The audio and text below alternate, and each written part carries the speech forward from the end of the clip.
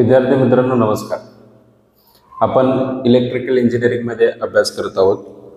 Electrical इंजिनिअरिंगमध्ये अभ्यास करत असताना आपल्याला इलेक्ट्रिकल सर्किट नेटवर्क 31, 33, 32 हा सब्जेक्टमध्ये KVL म्हणजेच किर्चॉफ्स व्होल्टेज लॉ, त्यालाच आपण म्हणतो मेश अनालिसिस, ह्या गोष्टीवरचं आपण एक्झाम्पल सोडवतोय. हा एक्झाम्पल सोडवत असताना क्वेश्चन काय सांगतो बघा, युजिंग मेश अनालिसिस म्हणजे by using KVL Kirchhoff's voltage law find current through current at 10 ohm resistance. हा 10 ओहम रेजिस्टन्स मधून जाणारा करंट आपल्याला काढायचा आहे. मुळात KVL म्हणजे किर्चॉफ्स व्होल्टेज लॉ म्हणजे Kirchhoff's voltage law it states that the voltage at closed loop is must be equal to 0. म्हणजेच हा क्लोज्ड लूपमध्ये, या सर्किटमध्ये दोन क्लोज्ड लूप आहेत. पहा, पहिला ए पासून स्टार्ट होतोय बी पर्यंत, ई पासून एफ पर्यंत, एफ पासून ए, म्हणजे हा टोटल एक क्लोज्ड लूप आहे. सेकंड बी पासून सी, सी पासून डी, डी पासून ई, ई पासून बी, म्हणजे हा सेकंड क्लोज्ड लूप. ते टोटल ह्या सर्किटमध्ये दोन क्लोज्ड लूप आहेत आणि प्रत्येक क्लोज्ड लूपमध्ये closed loop voltage at closed loop is must be equal to 0. म्हणजे दोन्ही क्लोज्ड लूपमध्ये व्होल्टेज हा 0 असणार आहे. त्याच्यावरून आपल्याला काय करायचं, 10 ओहम मध्ये 10 ओहम रेजिस्टन्समधून जाणारा करंट आपल्याला काढायचा. पहा, पहिला क्लोज्ड लूपसाठी I1 करंट आहे, सेकंड क्लोज्ड लूपसाठी I2 करंट आहे. ह्या क्लोज्ड लूपमधून I1 करंट असं जातो. पहा, म्हणजे I1 हा असं येतोय आणि I2 हा रिव्हर्स येतोय.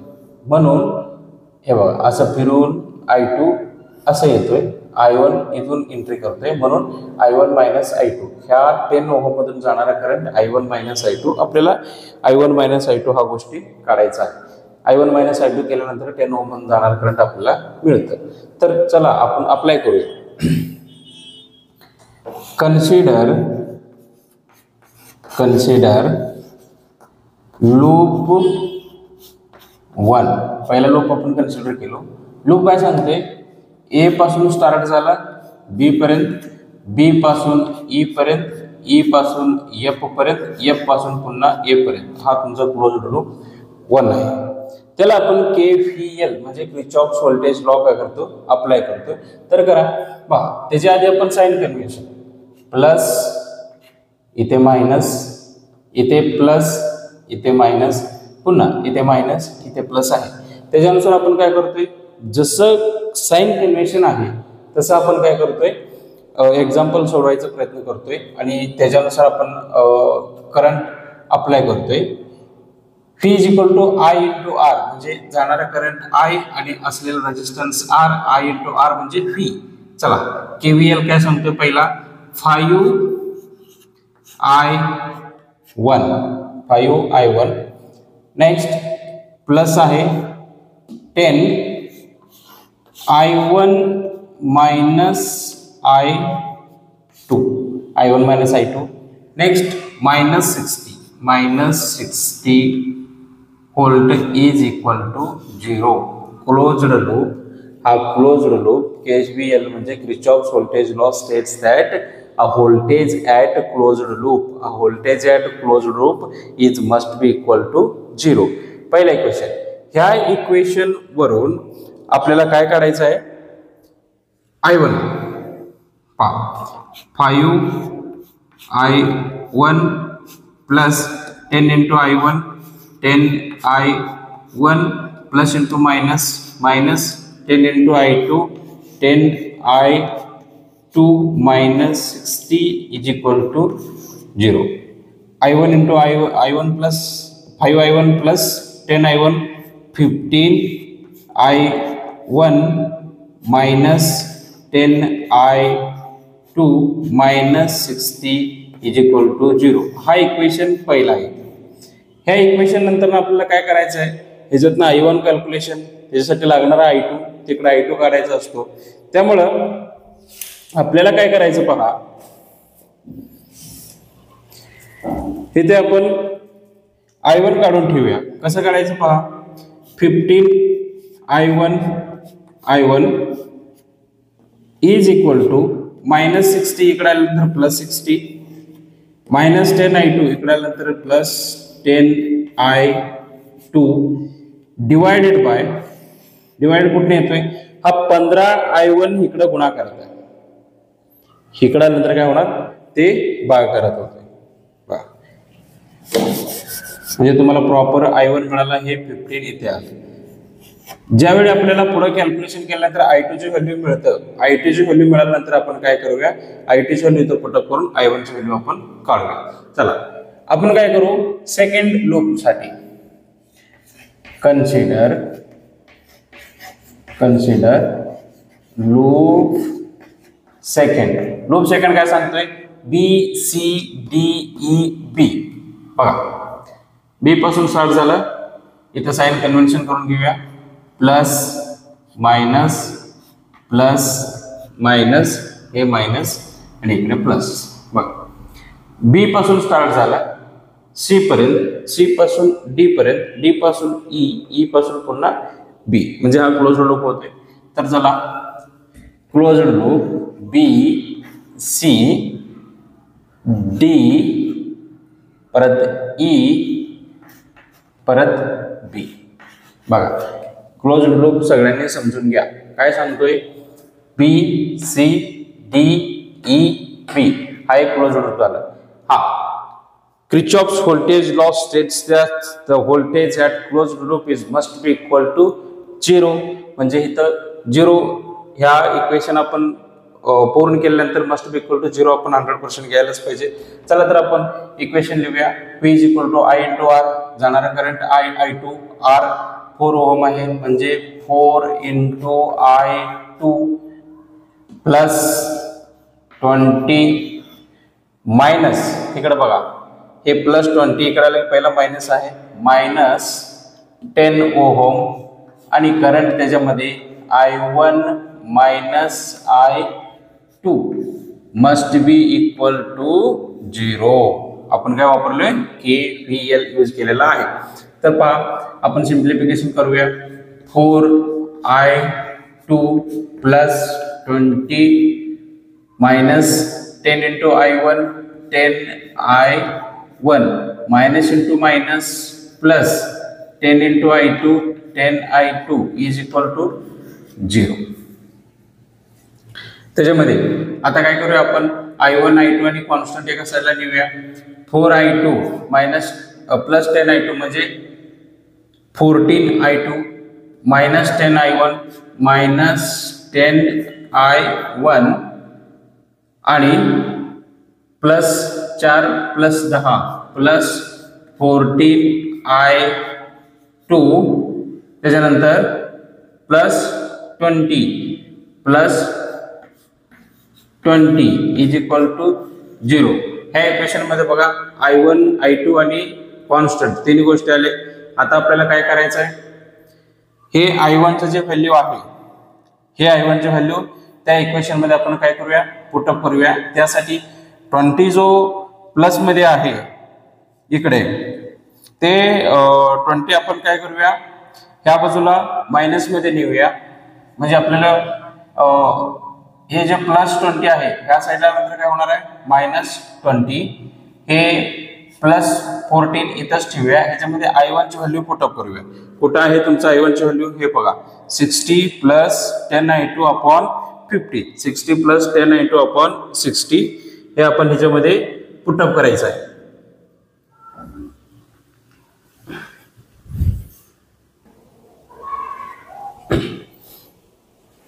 पहा 10i1 हा मायनस साइन काढलो, इथं -14i2 हे प्लस इकडे गेल्यावर काय होते, = प्लस या साईडला गेल्यावर काय होणार -20, परंतु हे -20 कधी, हे प्लस इकडे गेल्यावर, परंतु प्लस इकडे गेल्यावर मायनस झालं, पण इथलं मायनस काढल्यानंतर प्लस झालं, इथं प्लस काढल्यावर मायनस झालं, इथं मायनस काढून हे काय जाणार परत +20. पहा बरोबर चिन्हाच्या त्या बाजूला गेल्यावर सुद्धा प्लस का राहतोय, तर आपण इथलं साइन्स चेंजेस केलोय, त्याच्यानुसार ह्याचं सुद्धा मायनस +20 मध्ये चेंजेस होतोय. आता आपण काय करूया, I1 ची व्हॅल्यू याच्यामध्ये पुटअप करूया. हा इक्वेशन नंबर फ्रॉम 1, हा इक्वेशन नंबर 2. आता इक्वेशन नंबर 2 मध्ये काय करू आपण, इक्वेशन नंबर 1 चं व्हॅल्यू पुटअप करूया. चला तर पुटअप करू. काय होतंय बघा, 10 आहे तसं राहिला, 60 plus 10i2 upon 15 minus 14i2 is equal to 20. आता हे जे 15 आहे, हे 15 काय होणार, ह्याला गुणाकार होणार, ह्याला गुणाकार होणार. इथे सुद्धा आपण वर गुणाकार करतोय, कारण हे गुणाकार केलेलं गुणाकार आणि हे 15 दोन्ही एकमेकाला कॅन्सल होते. ह्या दोन्हीसाठी काय होते, गुणाकार होते. आपण कॅल्सी घेऊया.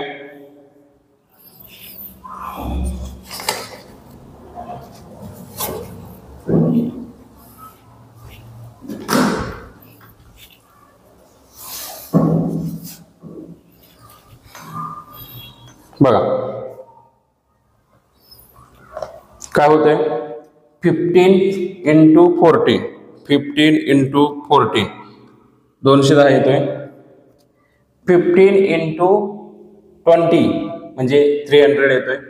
ते आपण थोडं कॅल्क्युलेशन घेऊया. चला, इथं हे 15 इकडे दोन्हीकडे गुणाकार झाले, हा 10 ह्या दोघांना गुणाकार होतोय, म्हणजे 10 इंटू 60 म्हणजे 10 इंटू 6 60, परत 1 0 0 600 म्हणजे 10 गुणिले 60 700, प्लस 10 गुणिले 10 100i2 minus 14 into 15 210, 14 into 15 answer येतोय 210. आन्सर 210 210 इंटू i2 आहे तसं राहतोय बरोबर 15 इंटू 20 300. इथे बघा हे i2 झालं, हे i2 झालं. आता आपल्याला i2 ची व्हॅल्यू निघणार, ते i2 इथं पुटअप केल्यानंतर आपल्याला i1 ची व्हॅल्यू निघणार. चला आता सोडूया. 600 300 कॉन्स्टंट i2 काय झाले 210 मायनस 210 i2 मधनं 100 i2 केलं तर काय होणार, minus 110i2 is equal to 600 इकडे प्लस मध्ये इकडे गेल्यावर मायनस होते, म्हणजे 300 मायनस 600 मायनस 300. हे मायनस एकमेकाला प्लस झाले. आता i2 बरोबर काय होते, प्लस 110 इकडे गेल्यानंतर 110 इथं गुणाकार आहे, इकडे गेल्यानंतर भागाकार होते. चला ते गोष्टी करूया.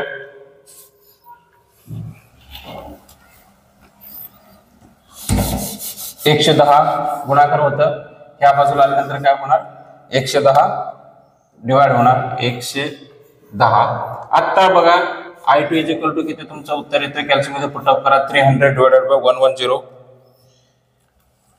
300 डिवाइडेड बाय 110 आन्सर येते तुमची 2.72.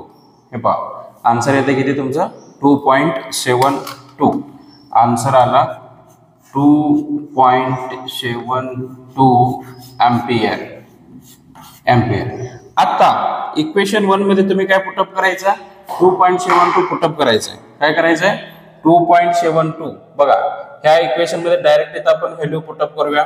कसं पुटअप करायचं बघा, कॅल्क्युलेशन मध्ये 60 ब्रॅकेट घेऊया, ब्रॅकेट मध्ये 60 प्लस 10 इंटू 2.72 ह्याला bracket complete divided by 15. Answer येतो तुमचं 5.81. आन्सर किती येते 5.81. त्या हे 2.72 इथं वापरायचं, ते वापरल्यानंतर i1 इज इक्वल टू किती आला तुमचं 5.81 एम्पियर. i1 आणि i2 आपल्याला i1 आणि i2 दोन्ही मिळाले. आता काय करायचं आपल्याला, therefore current flowing through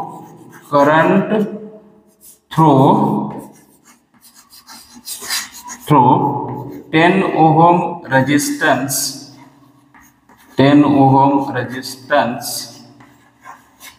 resistance is equal to I1 minus I2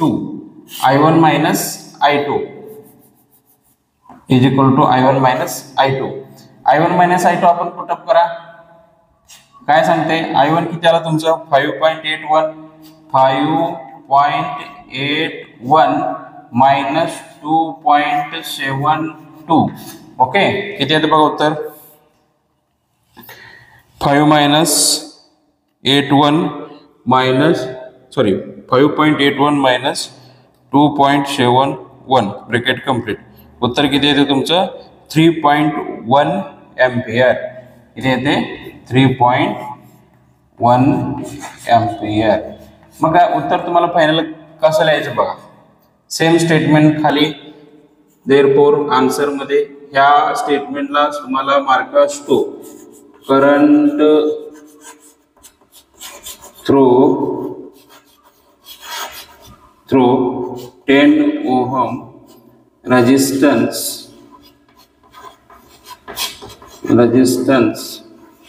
is 3.1 ampere. विद्यार्थी मित्रांनो लक्ष द्या.